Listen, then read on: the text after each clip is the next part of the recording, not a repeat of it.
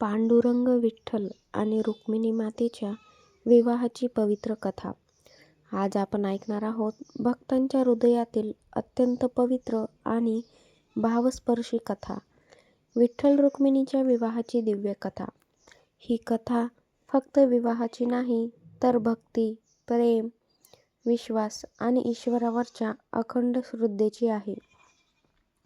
रुक्मिणीचा जन्म आणि भक्ती. विदर्भ देशात कुंडीनपूर नगरीत राजा भीष्मक राज्य करत होते. त्यांना एक अतिशय सुंदर, गुणी आणि धार्मिक कन्या होती, ती म्हणजे रुक्मिणी. लहानपणापासूनच रुक्मिणीला श्री विष्णूवर प्रचंड श्रद्धा होती. ती रोज त्यांच्या रूपाचे ध्यान करायची, त्यांचे नामस्मरण करायची. त्या काळी द्वारकेत भगवान श्रीकृष्ण अवतरले होते. त्यांच्या शौर्याच्या, पराक्रमाच्या आणि करुणेच्या कथा सर्वत्र पसरल्या होत्या.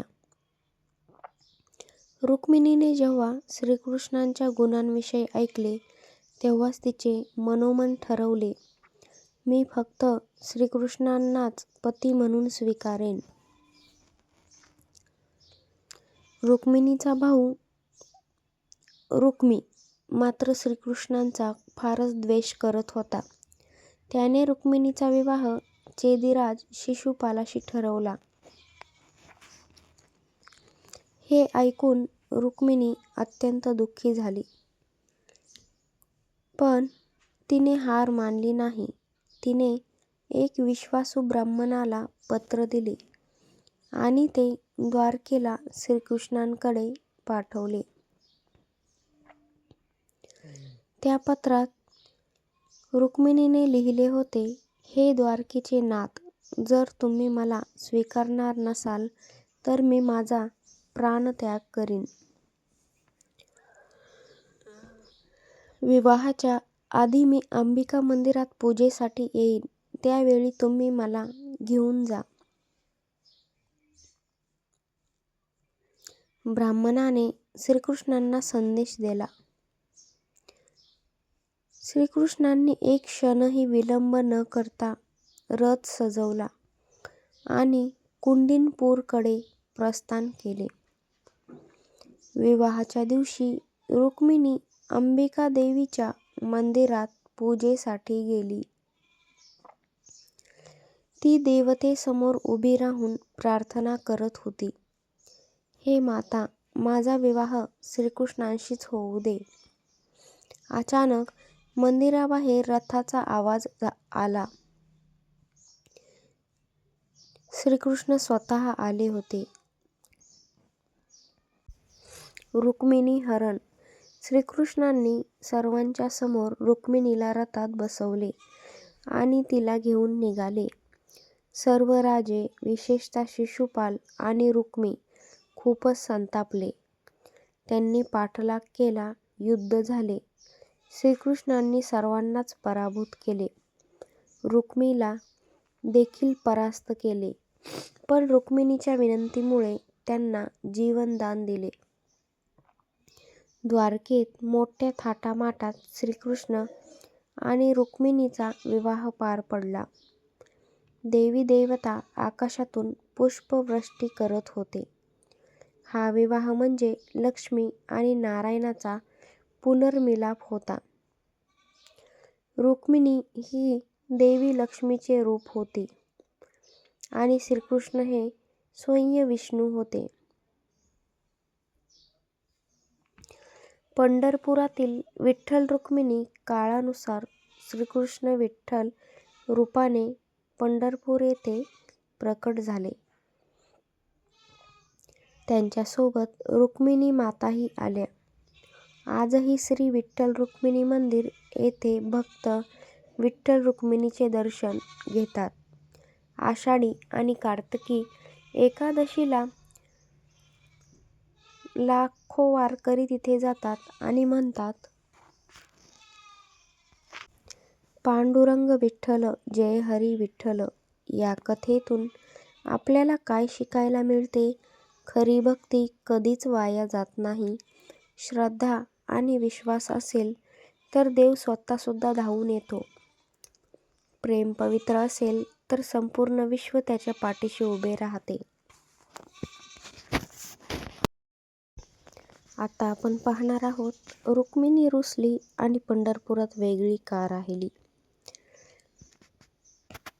रुक्मिणी माता विठुरायांवरती का रुसल्या आणि पंढरपुरात वेगळ्या मंदिरात का राहतात. द्वारकेतील एक प्रसंग. द्वारकेत एकदा भगवान श्रीकृष्ण राज्यकारभारात व्यस्त होते. त्याच वेळी एक अतिशय गरीब पण परमभक्त ब्राह्मण त्यांना भेटायला आला. तो होता सुदामा. सुदामा फाटकी वस्त्रे घालून आला होता, पण त्याच्या मनात प्रेम आणि श्रद्धा खूप होती. भगवान श्रीकृष्णांनी त्याला पाहताच धावत जाऊन मिठी मारली. रुक्मिणी माता आश्चर्याने पाहत होत्या. द्वारकेचा राजा एका गरीब ब्राह्मणाला इतक्या प्रेमाने कसा भेटतो. सुदामाने आणलेले तांदळाचे पोहे श्रीकृष्णांनी प्रेमाने सुद्धा खाल्ले. रुक्मिणीला तेव्हा समजले, भगवानांना संपत्ती नको, भक्ती हवी. पण काही कथांनुसार याच काळात एक दुसरा प्रसंग घडला. रुक्मिणीचा रुसवा. एकदा श्रीकृष्ण विनोदाने रुक्मिणीला म्हणाले, तू मला का निवडलंस? माझ्याकडे काहीच नव्हतं. शिशुपालासारखा राजा तुला मिळू शकला असता.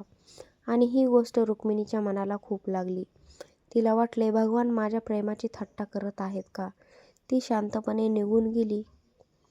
काही कथांमध्ये सांगितले जाते की रुक्मिणी माता द्वारका सोडून तप करण्यासाठी दूर गेल्या. काळानुसार भगवान विठ्ठल रूपाने पंढरपूर येथे प्रकट झाले. रुक्मिणी माताही तेथे आल्या, पण रुसव्यामुळे त्या थोड्या अंतरावरच राहिल्या.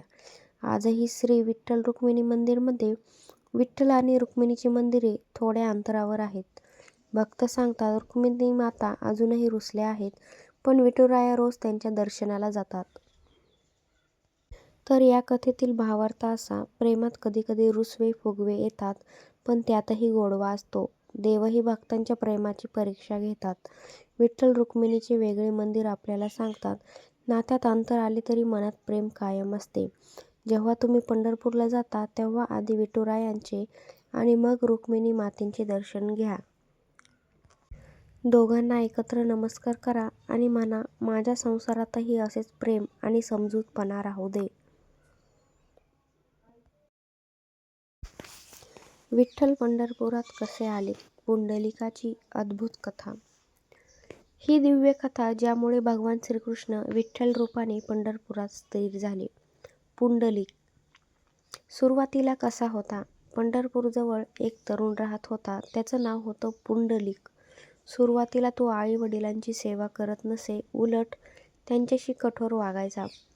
पण एकदा त्याच्या आयुष्यात परिवर्तन झाले. काही संतांच्या सहवासात आल्यावर त्याला समजले, आई वडिलांची सेवा म्हणजेच परमेश्वराची सेवा.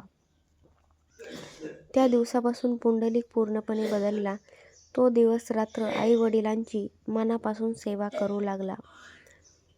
पुंडलिकाची भक्ती पाहून स्वयं भगवान श्रीकृष्ण त्याला भेटण्यासाठी आले. ते त्यावेळी रुक्मिणीसह त्याच्या दारात उभे राहिले.